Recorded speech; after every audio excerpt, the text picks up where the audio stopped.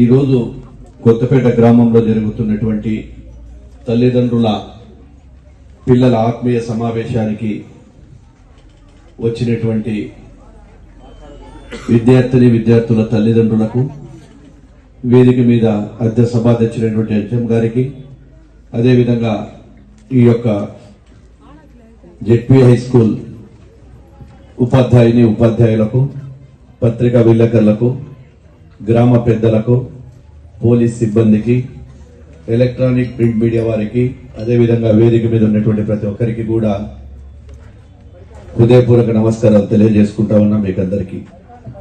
అదేవిధంగా ఈ కార్యక్రమాన్ని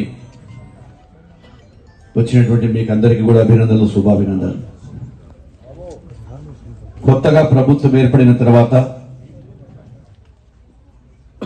ఈ యొక్క విద్యాశాఖలో అనేకమైనటువంటి మార్పులు తీసుకురావాలని గౌరవ మంత్రివర్యులైనటువంటి నారా లోకేష్ బాబు గారి ఆదేశాల మేరకు ఈరోజు, అదేవిధంగా ఈ యొక్క కార్యక్రమానికి వచ్చినటువంటి డాక్టర్స్ కు, వారి అధిపతులకు, దాని తరఫు నుంచి వచ్చినటువంటి వారికి కూడా ప్రత్యేకమైనటువంటి అభినందనలు, శుభాభినందనలు. ఎందుకంటే మీరు కూడా చూడలేకపోయిన సారి అక్కడ ఉన్నారు. మీకు అందరికీ కూడా అభినందనలు, శుభాభినందనలు.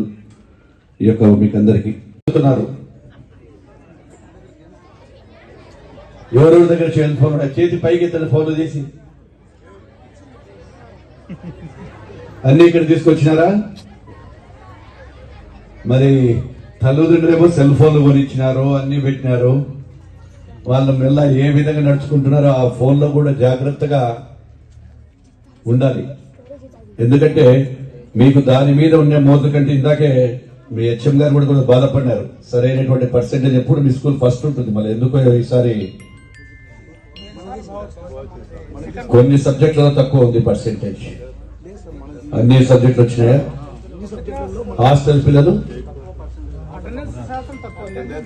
అటెండెన్స్ ఎక్కడ మొత్తం మీదనే? హాస్టల్ ఏమి అంటే ఇప్పుడు అటెండెన్స్ లేదంటే చదువు కాకుండా పోతున్నట్టే కదా, అది వాస్తవమే కదా. మరి దాని మీద కూడా శ్రద్ధ తీసుకోండి. వాళ్ళు అటెండెన్స్ వేసుకున్న తర్వాత రాము అనేది ఉంటే నెక్స్ట్ టైం వారికి ఏదైనా కఠినంగా మీరు శిక్ష పెట్టాల్సిందే.